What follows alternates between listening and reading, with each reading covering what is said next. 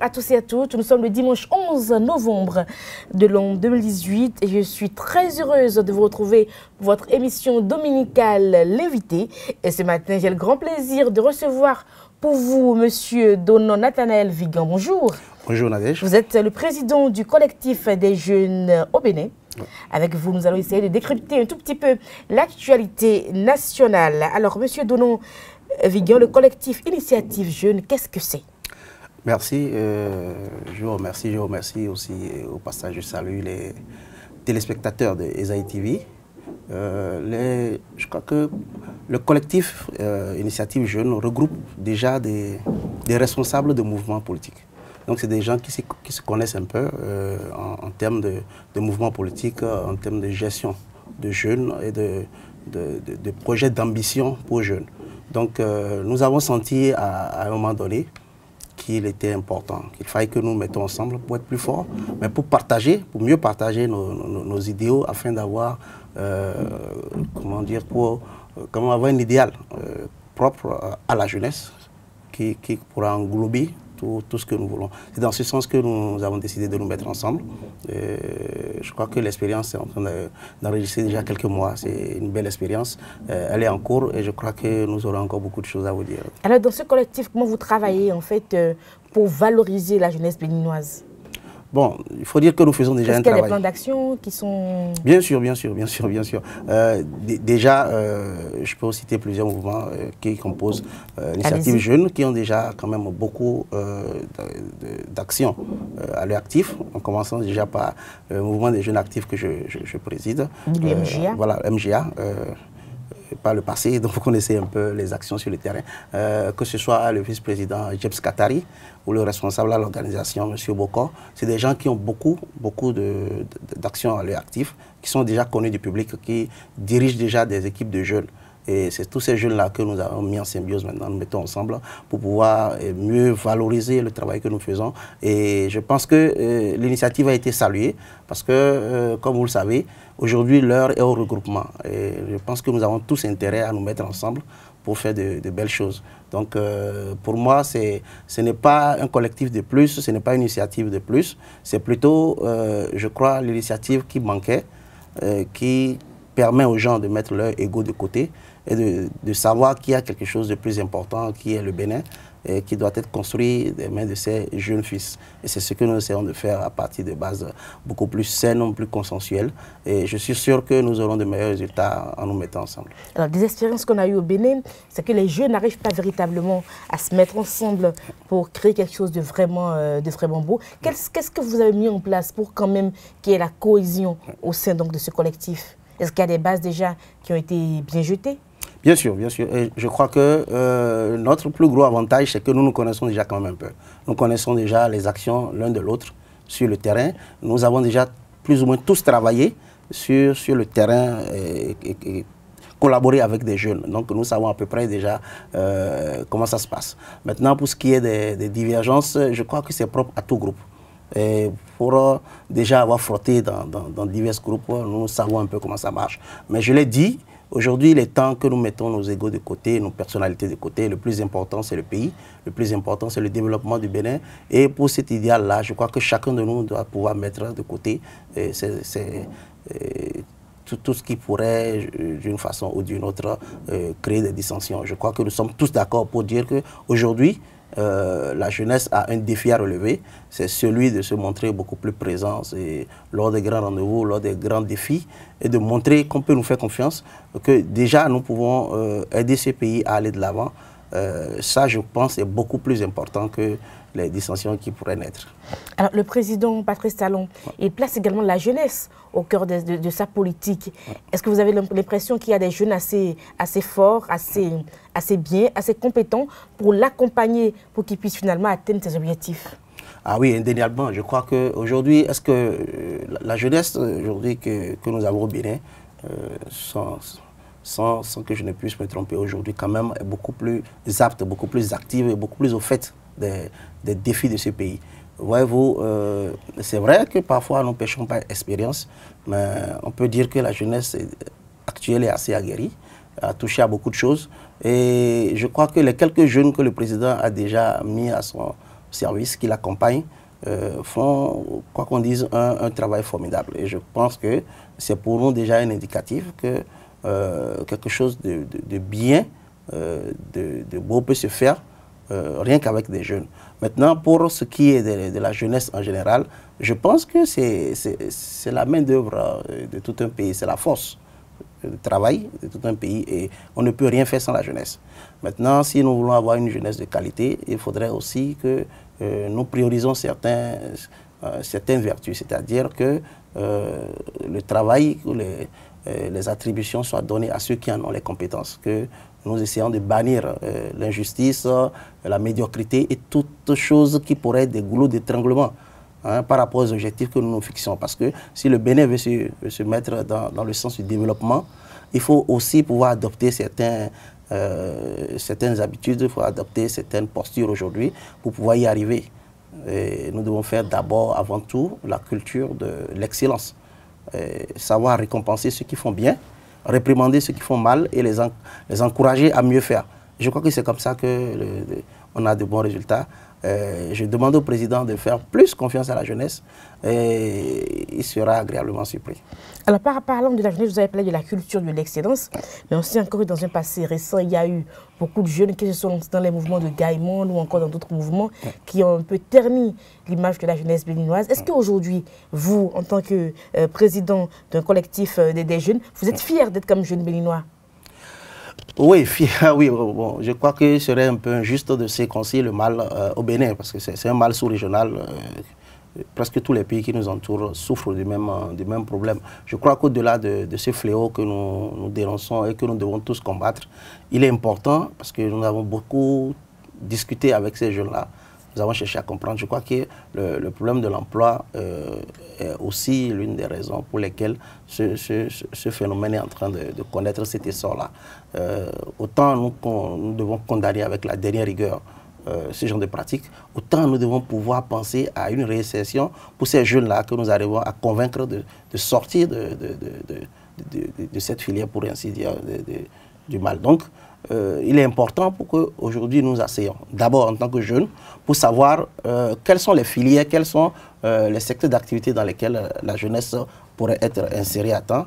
Et dans ce sens-là, nous avons fait plusieurs publications, des recommandations, nous avons envoyé même des courriers au gouvernement pour donner des propositions de choses qui pourraient absorber une grande quantité de jeunes et dans le domaine de l'agriculture, dans le domaine du transport, dans le domaine des cantines scolaires, tout ce que les jeunes peuvent apporter, les énergies renouvelables, tout ça.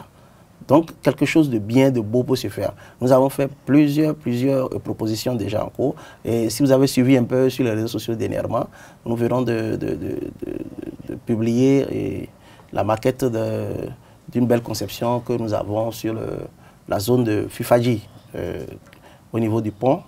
Et voilà un des projets par exemple, pour lesquels nous pensons que quelque chose doit être fait parce que ça peut absorber énormément de main-d'œuvre. De la même façon, plein d'autres secteurs peuvent être revus. Ce que nous déplorons un peu, c'est que des formules sont sorties, des chiffres sont avancés, 500 000 emplois en ce qui concerne le péage du gouvernement, et nous ne sommes pas toujours approchés pour savoir quelles sont nos propositions. Alors que, qu'on le veuille ou non, on parle de la jeunesse, on parle les bénéficiaires restent les jeunes. Et de temps en temps, il serait quand même bien de discuter avec ces jeunes-là pour savoir quel type d'activité ils auraient aimé avoir, quels sont les goulots d'étranglement, quels sont les problèmes auxquels ils sont confrontés, en quoi est-ce que le gouvernement peut aider. Je crois que ce genre de dialogue peut beaucoup aider quand même le gouvernement à atteindre ces objectifs-là. Je pense que ce n'est pas tard, si on est écouté, il serait bien que le gouvernement ait des sessions de discussion comme ça. Avec la jeunesse béninoise. Alors vous avez parlé d'une maquette, d'une conception du côté de Fifadji, est-ce qu'on peut en savoir un peu plus? Oui, vous savez, il y a le marécage qui traverse Fifadji, qui n'est pas spécialement à Fifadji, mais qui quitte déjà toute la zone de Vossa, qui passe par Fifadji, Kendonou, ainsi de suite, qui va avec Godomain. Donc, nos estimations nous ont envoyé à 70 hectares, dont 40 qui sont propres à l'État. Il y en a qui sont sous litige. Donc, ce qui est propre, qui est domaine public aujourd'hui, fait 40 hectares, qui traverse toute une partie de la ville de Cotonou. Donc on s'est dit, ben, écoutez, dans les pays européens ou ailleurs, on a vu des pays qui sont traversés par des cours d'eau. La Seine en France, et dans d'autres pays aussi, vous avez plein de cours d'eau qui traversent la ville. Et les gens ont su valoriser ces cours d'eau-là pour le tourisme et autres. On s'est dit, ben, écoutez, pourquoi on ne ferait pas la même chose? Si on peut avoir, par exemple, un cours d'eau qui traverse plusieurs quartiers de notre ville, ça peut servir de lieu touristique et d'aide de repos pour les populations, mais également pour les touristes qui viennent visiter notre pays. Ceci dit, nous avons déjà fait une estimation. Nous pensons que 800 emplois peuvent être casés rien que dans ce projet-là. C'est un projet pour lequel nous avons beaucoup d'attentes. C'est déjà assez avancé, les études de faisabilité ont été faites et nous tournons déjà vers le gouvernement pour avoir quand même une autorisation d'exploiter pour que ce projet, d'abord, soit le tout projet à caractère citoyen réalisé par les Béninois, mais surtout que cela puisse impulser une nouvelle dynamique où d'autres projets citoyens du genre puissent être identifiés et mis à la disposition de la jeunesse pour quand même aider le gouvernement à assainir non seulement nos contrées, nos villes, mais à offrir de l'emploi aux jeunes. C'est un peu dans ce sens-là que nous travaillons et nous espérons que nous aurons l'accompagnement du gouvernement. Pas financier forcément, mais rien que la supervision et l'accompagnement technique et surtout que ce genre d'initiative soit encouragé. Alors, que d'autres jeunes puissent quand même nous emboîter le pas. M. Donald Vigan, c'est le président Talon qui dirige le Bénin depuis quelques années déjà. Quel regard vous, en tant que jeune, portez sur sa gestion du pays? Bon, c'est difficile à dire parce que vous savez, comme on dit chez nous, c'est très facile de juger lorsqu'on est à la touche. C'est vrai que les réformes au départ ont été assez dures. La population en a beaucoup souffert. Nous avions en ce moment-là un regard beaucoup plus, je dirais un peu plus sévère parce qu'on ne comprenait pas toujours dans quel sens allaient les choses et le pourquoi de certaines réformes. Mais au fil du temps, nous commençons à comprendre quand même qu'il est vrai que pour avoir un certain développement, il fallait partir sur des bases saines. Nous sommes persuadés aujourd'hui que la plupart des réformes aident aux nouvelles actions qui sont en train d'être mises en place. Donc, dans ce sens, je n'aimerais pas trop me pencher sur le problème. Ce qui est sûr, c'est qu'aujourd'hui, on a l'impression que le gouvernement savait où il allait. Que ce qui a été fait à la base n'était pas forcément mauvais. C'était dur, c'est difficile pour la population, ça a été douloureux, il y a eu des conséquences, c'est vrai. Mais nous continuons d'espérer que dans les jours, les semaines, les mois à venir, que tout ce qui a été promis pourra être mis en place. Ceci dit, vous avez remarqué comme moi que depuis quelque temps, le gouvernement fait beaucoup de sorties, fait des appels de pied aux investisseurs. Il est de bon temps que chaque Béninois, d'où qu'il soit, fasse l'effort d'accompagner ce gouvernement-là, ne serait-ce qu'en assainissant notre propre environnement, en changeant un peu notre façon de faire les choses à travers notre administration, qu'elle soit beaucoup plus dynamique, qu'elle accueille, qu'elle ne soit plus un goulot d'interglement, qu'elle ne soit plus une pesanteur pour ceux qui ont envie de venir et implanter des choses au Bénin. C'est ce que je peux commencer à dire. Et je profite pour laisser une doléance à votre niveau pour dire qu'aujourd'hui, les jeunes ont décidé de s'attaquer aux éléphants blancs, c'est-à-dire beaucoup d'édifices dans lesquels l'État a déjà investi beaucoup d'argent et qui sont restés à l'arrêt et qui pouvaient cependant servir la jeunesse. Donc dans les jours, les semaines à venir, nous allons nous pencher sur ce dossier-là pour que certains sites que nous avons identifiés puissent être mis à la disposition de la jeunesse pour que nous puissions aller de l'avant. Alors, la lutte contre la corruption, vous pensez que le chef de l'État fait bien de lutter farouchement contre la corruption au Bénin? Ah oui, je crois que tout chef d'État avant lui en a parlé. C'est une nouvelle gangrène que nous vivons. Et la lutte contre la corruption ne sera réellement effective que lorsque les Béninois décideront eux-mêmes de changer. Parce que, quelle que soit la politique qui est mise en place, si les gens ne comprennent pas le bien fondé de changer nous-mêmes de comportement, on n'ira jamais de l'avant. C'est la somme des mauvaises interprétations que nous avons dans notre façon de faire les choses, de faire notre travail, la somme de nos mauvaises pratiques qui entraîne aujourd'hui ce que nous mettons dans la corruption. Je crois qu'au-delà même des principes, au-delà des politiques à mettre en place, il faut agir aussi sur l'homme afin qu'il comprenne que le pays est sacré. Tout ce qui vient pour le pays est sacré et qui doit être traité avec respect et avec droiture. une fois qu'on aurait atteint ce niveau, je suis sûr que les gens seront surpris des résultats qu'on aura en matière de lutte contre la corruption. Aujourd'hui, également, l'Assemblée nationale est dirigée par le président Adrien Mbedji. Il y a les législatives qui approchent à grands pas. On sait très bien que cette mandature a quand même été un tout petit peu éprouvée avec Attaou Renro qui est du côté des barreaux. Finalement, lorsqu'on est honorable député au Bénin, pour vous, on est si honorable que ça? Bon, je crois que nous sommes en train de vivre actuellement une période charnière, c'est-à-dire que la vieille conception de la politique est en train de changer pour une nouvelle conception. Le Béninois en lui-même déjà en train de devenir une autre, c'est-à-dire une autre forme de citoyen. Et c'est vrai que les gens n'acceptent plus certaines pratiques qui avaient cours dans le passé. Je pense que le président Talon n'est pas totalement à la base de ce qui se passe. C'est plus le peuple béninois aujourd'hui qui est en train d'être plus exigeant et qui attend plus de sa classe politique. Et il est clair que ceux qui sont là aujourd'hui ne répondent pas ou n'ont pas encore perçu les signaux pour se conformer et se mettre aux normes, pour ainsi dire, aux nouvelles normes des attentes des Béninois. Il est clair que tout ce que nous avons vu ces derniers temps, nous ne les verrons plus la prochaine fois. D'abord parce que la population ne l'acceptera pas, et surtout parce que de plus en plus, il y aura des mécanismes, il y aura comment dire, il y aura des systèmes qui seront mis en place pour traquer ceux qui désormais se rendront coupables de certaines choses. Donc, comme vous l'avez dit, notre assemblée ne doit plus être un refuge. Notre assemblée ne doit plus être une zone d'affaires où les hommes d'affaires vont se mettre pour négocier des marchés et autres. Bref, nous avons eu le temps de noter beaucoup de travers et ces choses-là doivent être corrigées. Nous avons remarqué également une forte présence d'hommes d'âge assez mûr, c'est-à-dire des gens d'un certain âge, qui ont eu des carrières, qui sont retraités pour certains et autres. Aujourd'hui, nous voulons des développeurs à l'Assemblée nationale. Certes, l'Assemblée a pour premier rôle de voter des lois, mais je crois que le député de demain sera d'abord un développeur, quelqu'un qui a une meilleure conception de développement. Celui à qui, lorsque le gouvernement apporte des projets, comprend tout de suite là où on va, et sait ce qui est bon pour le pays, et sait poser les bonnes questions, et ça va vite quand il sait que l'avenir du pays est engagé.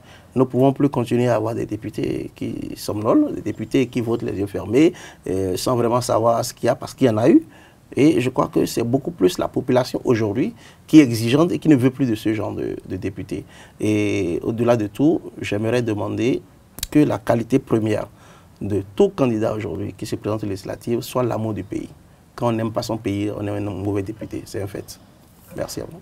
Les législatives également approchent à grands pas. Est-ce que vous avez des ambitions pour les élections législatives? Moi, personnellement, non pas vraiment, mais oui, des collègues ont des ambitions légitimes. Je crois qu'il est temps que les jeunes que nous sommes, qui ne sommes plus totalement jeunes, commencent à mettre le pied à l'étrier pour se faire aussi quand même leur parcours. Parce que nous savons ce que nous pesons en termes de démographie, c'est-à-dire quand on prend les tranches de la jeunesse, on sait quelle part de population, c'est-à-dire quelle est notre part dans la population. Et il est inconcevable que ces millions de jeunes qui aujourd'hui ont des attentes ne puissent pas être pris en compte parce qu'ils n'ayant pas d'interlocuteurs valables au sein de l'Assemblée nationale.